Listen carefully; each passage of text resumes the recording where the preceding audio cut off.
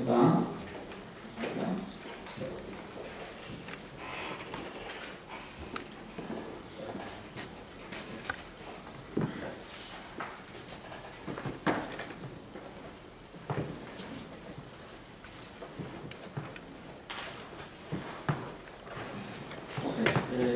שמי אורי כהן, באתי לדבר על תוצאות מחקר ראשוניות.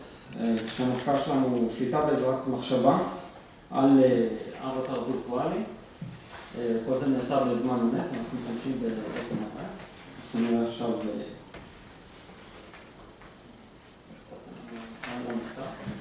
המחקר נעשה בבינתחומי, שאני עובד בעצם עם דוקטור דורון פרידמן, דוקטור דן דריי, בשיתוף פעולה עם מכון ויצמן, פרופסור רפי מלאך ודוקטור אבי מנוסון.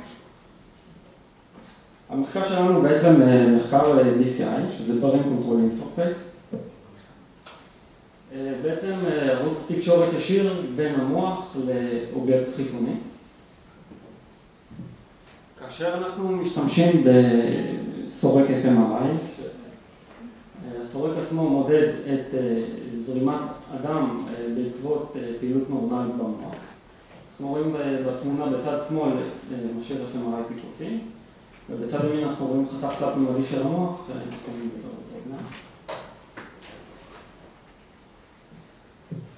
המטרה שלנו, כמו בסרט סרוגייטס עם ברוס וויליס, זה להשיג שליטה מוחית על אובייקט חיצוני, למשל על אבטר וירטואלי בסביבה וירטואלית, או על רובוט בסביבה פיזית.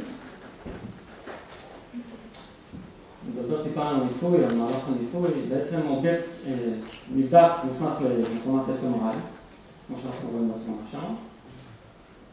כל 2 שניות אנחנו מקבלים מהסורק מידע פונקציונלי על כל אזור המוח.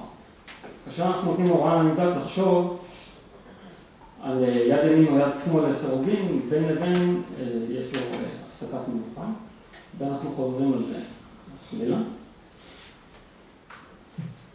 לאחר מכן אנחנו מזהים אזורים במוח אחראים לאקטיבציה של יד ימין ויד שמאל בנפרד.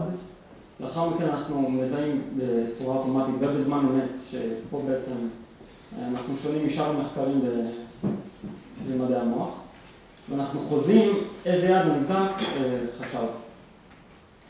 אנחנו משתמשים בשיטות סטטיסטיות, ובעתיד אנחנו מתכוונים להשתמש בשיטות של למידת מכונה.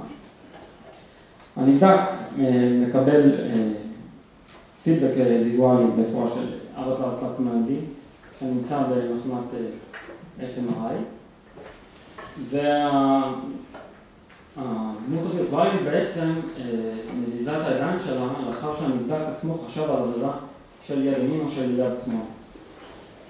מעל 80% מהמקרים אנחנו מצליחים לחזות את היד הנכונה בהצלחה.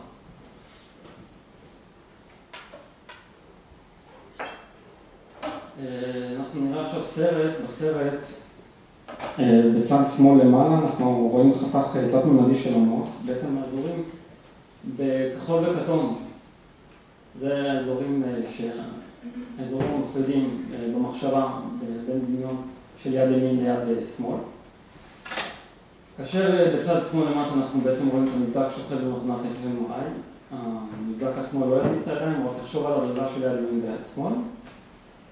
בצד ימין אנחנו נראה את הדמות הווירטואלית ומעליה חצים, חץ לצד ימין וחץ לצד שמאל, בעצם אומרים לנו נבדק לחשוב על היד הספציפית, ולאחר שאנחנו מחשבים וחוזים בעצם איזה יד הנבדק חושב עליה, הדמות הווירטואלית תזיז את היד. עכשיו נראה בסרט.